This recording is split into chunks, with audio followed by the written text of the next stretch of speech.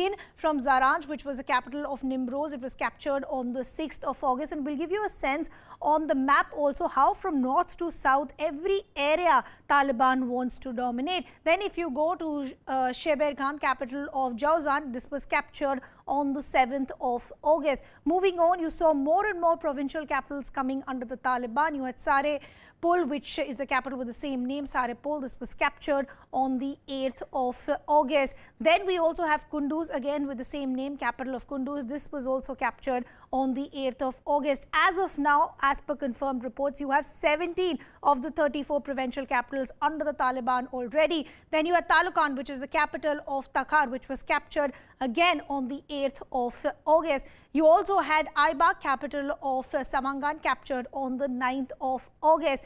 Then you had Pule Khumri, capital of Baglan, captured on the 10th of August.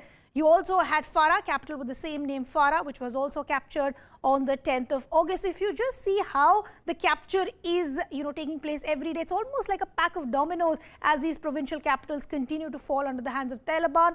Faizabad, capital of Badakhshan, captured on the 10th of August. Then you had Ghazni, capital of Ghazni, and Ghazni is very, very crucial. And why is Ghazni important? Look where it falls in the map. Once Ghazni is captured, you have a very crucial highway that's also taken over by the Taliban that actually connects Kabul and the southern provinces. Then, as I said, Ghazni was under Taliban. They also captured Herat, capital of Herat. Herat again gives a lot of muscle to the Taliban. You also have Kandahar, which is now under the Taliban. You also have Kalinau, which is the capital of Badghis. This was captured on the 12th of August. So now on the map, just see barely any area that is left with the Afghan government, and the rest of the areas are actually contested areas. You also have Lashkar Gah, which is the capital of Helmand. This was captured on the 12th of August. As I said, Kandahar becoming very, very crucial. This is captured on the 13th of August. And now the next big target for the Taliban is to get to Kabul. You also have Pole Alam, capital of Logar, captured on the 13th of August. And then you also have Firozkoh, capital of Logar, captured on the 13th of August. So as you see, all these areas which have this blinking light in them are areas currently under the Taliban. And this is only as per confirmed reports. The Taliban continues to move extremely aggressively on the streets of Afghanistan. Joining us now, we have senior journalist from Kabul. Hadis Pardees is also now joining us. Good to have you on the broadcast with us. As I said, out of 34, 17 officially confirmed are under Taliban. What's the word on the ground? How far is the Taliban as far as Kabul is concerned? Thank you. We have got also confirmation that the Taliban attack on the north of Afghanistan, the major hub Mazar-e-Sharif, the capital city of Balkh. And we have also, several minutes ago, we got confirmation the provincial capital fall to the Taliban. And also in Taliban publishing the short video messages and from Kandahar, Herat, and they're keep saying that the situation is getting normal, the people out, and they're showing the rush in the cities, and they're trying to bring the message to the people that everything is going normal under the areas that they control. But yeah, as you mentioned, they're rapidly trying to gain more territory, and now the major target for them is Mazar-e-Sharif, which is the prominent and warlords Atta Muhammad, and also the previous second vice president Marshal Dostum. Yeah, they are there and they're trying to resist with the Taliban.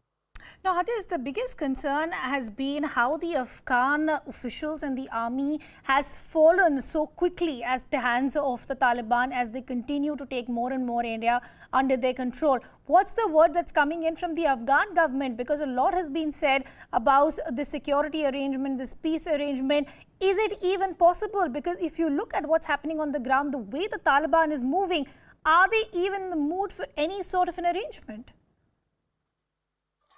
You're right. I mean, that is the main question with the people as well, that how rapidly, I mean, honestly speaking, the falling of Kandahar, the birthplace of the Taliban leader Mullah Omar, and also the second biggest city of Afghanistan, and also the third biggest city, Herat, which is a Yeah.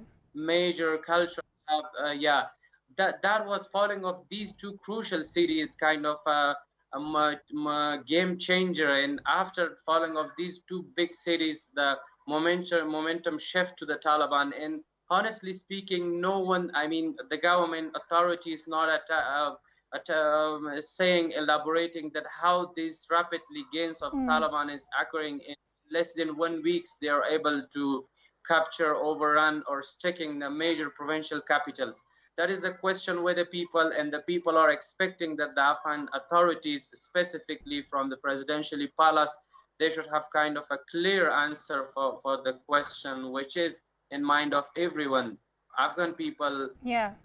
media, also, yeah, international community as well. Right, Hadis, when I started, talking about the story, I said the biggest concern is because this is one of the worst humanitarian crises that we're seeing playing out in Afghanistan. If you talk to any people who are on the ground today, the Afghan local people, they feel abandoned. They feel, they've been given the short end of the deal, that they've become collateral damage. We're also getting very, very disturbing videos coming in from Kabul where you can see scores of dead bodies already on the ground. What is the government's plan to at least ensure that their people are protected, or at least somewhat have at least a decent life to look forward to in the coming days? Yeah, the day before yesterday, I went to one of the park in Kabul city where thousands of people fled from the massive attacks of Taliban from north of Afghanistan, and I talked with the people.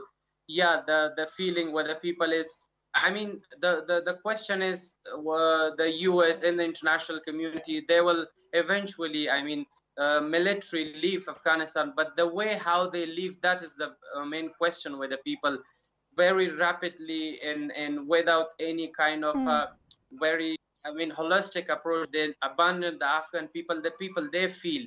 And now the situation is rapidly changing, and the United States, they invest billions of dollars here, Yeah. and they're saying we will back Afghan government. But now in the crucial time, they're gone, and everything is kind of, the momentum is shifting to the Taliban, and that's the concerning issue. And the people are asking, that's the burning question, when the Yeah. US promises that we are here to kind of defend the human rights, the others who will bring the security and the other stuff.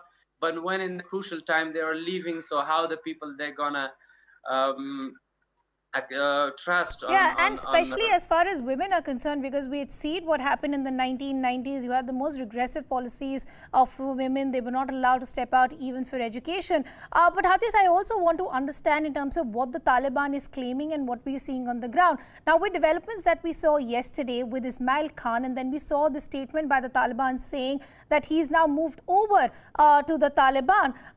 A lot of questions being raised. He was one of the most aggressive voices against the Taliban, had a movement against the Taliban.